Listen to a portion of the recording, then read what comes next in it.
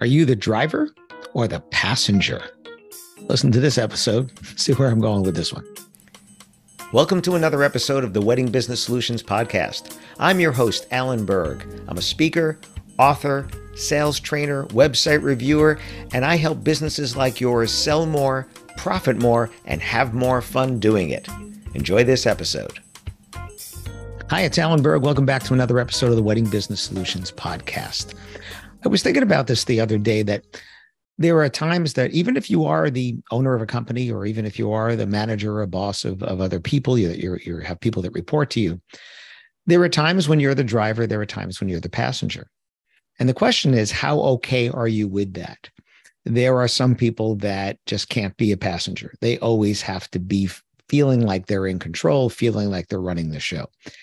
I'm one of those people that I'm okay if I'm not leading, as long as someone else is. And what I mean by that is I've been in situations where I have not been in the leader of that particular group or that activity or whatever it is. But when there's a lack of leadership, when there's people are just kind of not knowing what direction to do or whatever, I can't stand that. Some of you might agree with me that that's the way you are as well, but I can't stand that. And I have to jump in and I have to lead. It's not that I'm trying to take control. It's I'm trying to give us direction when there is none. An example, I was doing Habitat for Humanity. I think it was the first time that I did it. And we were a large group. It was a group of us from the Knot. We were doing this in Omaha. And we were a very large group, probably 20 or 25 people or something, which they say is normally an inefficient group because there's so many of us. And it's exactly what happened when we started. There were too many people waiting for something to do, waiting for a tool to use, or waiting for a direction on what to do next. And I realized that we are going to be there all day and people are going to get bored because they didn't come there to stand around. They came there to build. They came there to help. And I stepped in and said, okay, why don't we do it this way and break into smaller groups? And this way, everybody's working as little teams and whatever. And we actually got done early. So that was one example where, again, I wasn't in charge.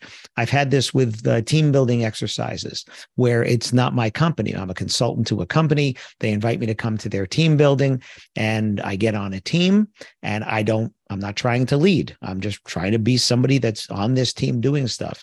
And I've had it where they're just, nobody is giving direction. I'm like, well, we have to get something done here. And I kind of have to step in. And it's not that I'm trying to be the leader. It's that nobody else is. Nobody else is seeing that there's a lack of direction in doing that.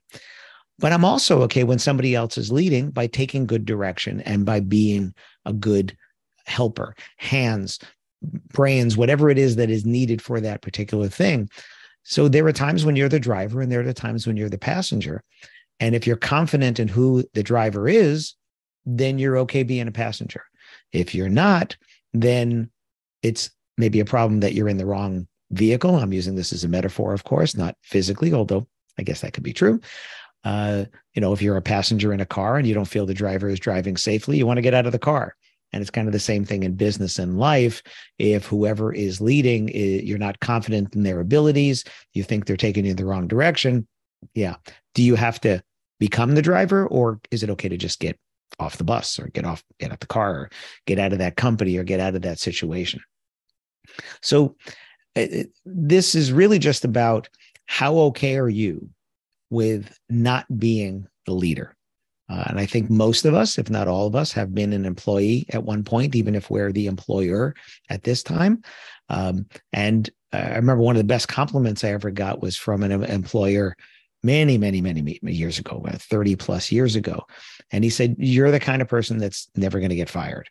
And he was almost right. I did get downsized once, but it wasn't for poor performance. That's what he was saying is won't do poor performance.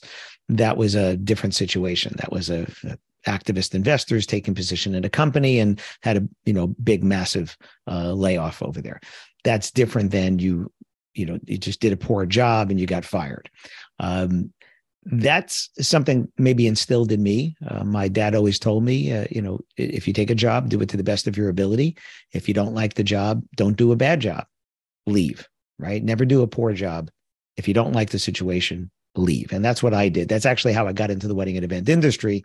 Some of you might have heard the story or parts of it where I was in a job. I was making really good money, but I hated it. I hated going to work every day. I felt no integrity in what I was doing. And I jumped into a new industry, the wedding and event industry, something I knew nothing about. I went from inside sales to outside sales, something I had never done. My wife was pregnant. I was on commission only, and I jumped in. And I had, even though I was working for someone, my best friend had bought the franchise of the magazines, I had to jump in and be my own driver. I had to do that. But then I got to a point where I then managed other people. And then I got to a point where I managed people that managed people. And that's a different situation again as a driver and passenger. When you're managing people that are managing people, you have to let those people do the managing, because otherwise they have no respect from their people that report to them, and you're undermining their authority, their ability to get their job done as well. So that's a situation where you're not necessarily a passenger, but you do have to step back and say, I'm not driving that. That person reports to me, but they have people that report to them. And sometimes there's a layer or more below that as well. So how okay are you when you're not the driver? Does it make you crazy? Are you okay with it? If you are managing people and you have to take your hands off the wheel and let them drive, you have to give them not just responsibility, but you have to give them authority to get it done. Otherwise, you're setting them up for failure.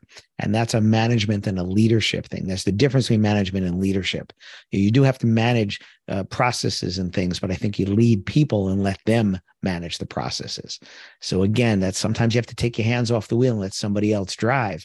And are you okay with that? A lot of people who are solopreneurs who became people that then had to hire people, many of you listening, that's you. Are you okay letting go? Are you okay letting go and letting somebody else do it? And maybe they won't do it the way that you would do it, but can they get it done? If I haven't already mentioned this, there's a book called Why Work Sucks. It's actually written by people that used to work for the corporate offices of Best Buy, and how they changed from being, you have to be here at these certain hours, to this is the result that I want you to bring it. And if it takes you less time, great. And if you do it in off hours, it's fine, as long as it's getting done. Instead of managing someone's time, they're responsible to you for the results that you hired them for. Doesn't work in every situation. If you have regular office hours, somebody has to be there. But in certain types of things, and sales is one of those, where there might be flexibility in the time as long as it gets done what you need to get done. So again, sometimes you're taking your hands off the wheel and you're saying, you know what, I'm not necessarily a passenger here, but I might not be in the car right now. I might let somebody else drive and let them have their passengers. And as long as we're getting where we're supposed to be going, that might be okay. So again, Why Work Sucks. I forget the authors on that one, but I'm sure you can find it. And they talk about a ROWE, a results-only work environment. And that's where I know I did that when I was a regional sales director and I was a VP of sales. I was take my hands off the wheel and say, listen, this is what we need to get done. But I'm not going to tell you have to take this route. I'm just going to tell you where we're trying to get us there. And then you find the best way that works for you. So this kind of started out maybe as one thing and shifted a little bit into the other, but they all kinds of fit into the same thing. There are times when you have to say, if somebody else is driving, I have to let go and let them do that. And whether you're above them on the org chart or whether you're below them on the org chart or even with them, there's times when you have to do that and say, it's okay as long as we get where we're going. Well, I hope that gave you maybe some spark for something to think about in your life and in your business. Thanks for listening. Thanks for listening to this episode of the Wedding Business Solutions Podcast. If you liked it, please subscribe to this channel and post a review on your chosen platform, Apple Podcasts or whichever one. If you have any questions about anything in this episode or any of my episodes, email me directly at alan@weddingbusinesssolutions.com or visit my website, alanberg.com, alanberg.com. If you have any suggestions for future topics or guests that you'd like to see, please again, email me or visit my website. Thanks for listening.